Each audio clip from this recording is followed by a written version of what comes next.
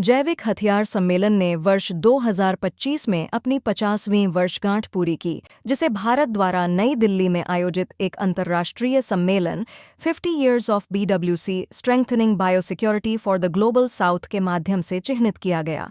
इस सम्मेलन का उद्देश्य वैज्ञानिकों, नीति निर्माताओं, राजनयिकों तथा अंतर्राष्ट्रीय व क्षेत्रीय संगठनों के प्रतिनिधियों के साथ विचार विमर्श के माध्यम से वैश्विक शांति और सुरक्षा में BWC की भूमिका का आकलन करना था। इस आयोजन में ग्लोबल साउथ पर पड़ने वाले असमान प्रभावों, विभिन्न क्षेत्रों में नीति एवं संस्थागत ढांचे की कमियों, वन हेल्थ दृष्टिकोण के महत्व और अंतर्राष्ट्रीय सहयोग को मजबूत करने की संभावनाओं पर विशेष ध्यान दिया गया।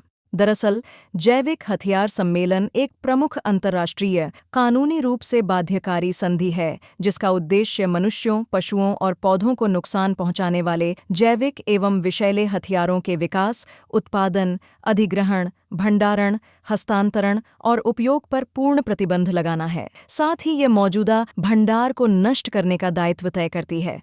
BWC का औपचारिक नाम convention on the prohibition of the development, production and stockpiling of bacteriological and toxin weapons and on their destruction है। इसकी वार्ता प्रक्रिया जिनेवा में हुई। इसे 10 अप्रैल 1972 को हस्ताक्षर के लिए खोला गया और 26 मार्च 1975 को यह लागू हुई।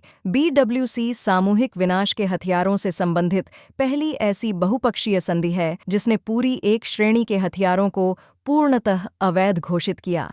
इसके अंतर्गत सदस्य देशों को अपनी जैविक हथियार क्षमताओं, एजेंटों और उत्पादन इकाइयों को नष्ट करना अनिवार्य है। भारत ने 1974 में इसे अंगीकार किया। हालांकि BWC के पास कोई स्थायी सत्यापन या कार्यान्वयन तंत्र नहीं है, जिसके कारण अनुपालन को लेकर चुनौतियां बनी रहती हैं। फिर भी इसने जैविक हथियारों के विरुद्ध एक मजबूत वैश्विक मानदंड स्थापित किया है।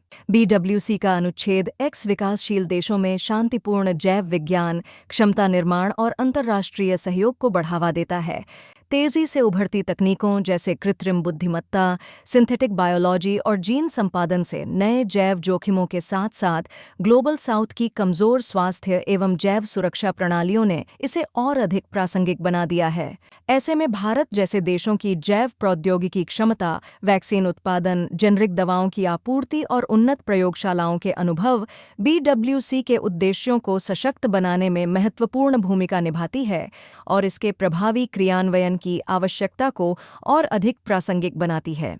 अगर आपको यह जानकारी पसंद आई हो तो कृपया इसे लाइक करें, शेयर करें और चैनल को सब्सक्राइब जरूर करें।